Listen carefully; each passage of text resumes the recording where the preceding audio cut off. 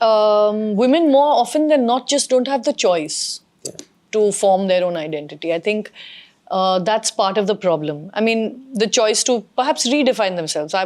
Maybe I was registered as this, I want to be called something else. I would prefer to be called. As we know now, we should not assume somebody's gender. We should ask what their preferred pronoun is. Now, these are things that are now at least being talked about, that women should have a choice to have their own identity within a marriage. You know, for instance, the fact that I kept my maiden name. I think legally, many places, for instance, I'm changing my driver's license, right? My license has expired. And on my license, it says W/O Amir Khan. So obviously now that I'm divorced, I'm applying for the change. So now I have to put my father's name, daughter of. You're always defined, your identity is always sort of defined by the men in your life. For most women, you're the daughter of someone or the wife of someone or the mother of someone. And usually the boy, obviously. If you have a son, it's legitimate, otherwise it doesn't count. So I think women's identity has never been quite their own to be able to define in the first place. And that should be the, sort of starting point of any conversation, is that when are we going to allow them to have that right? That is a very fundamental question. Yeah.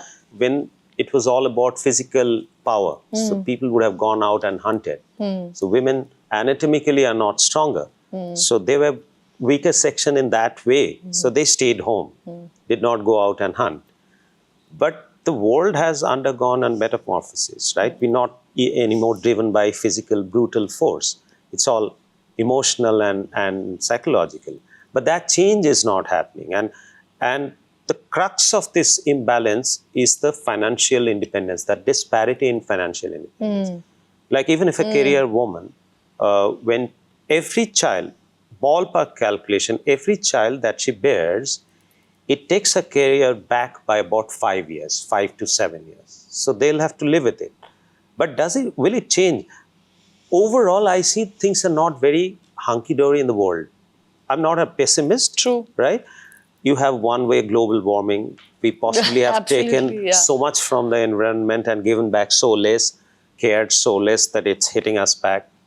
There are wars happening across the world now, 2, 3. There are many other ups and downs. There are revolts happening.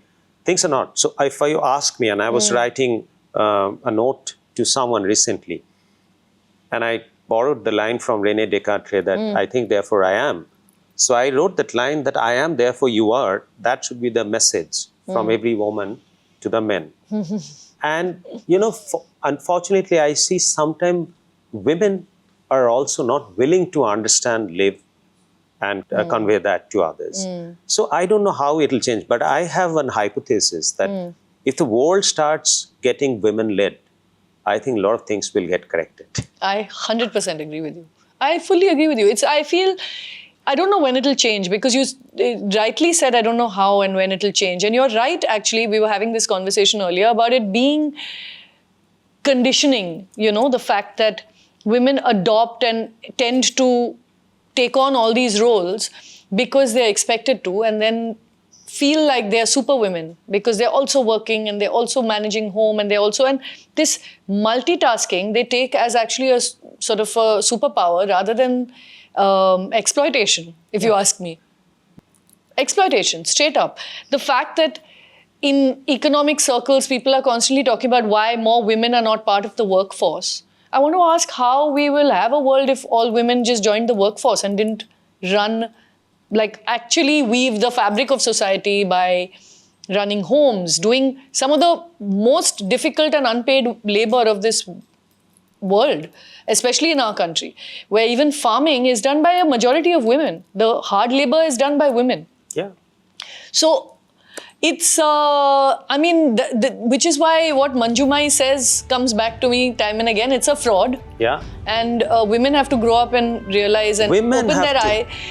Yeah, women have to, and the men like you and other men who see this sort of inequity and injustice that's being done towards women, speak for women, speak with women.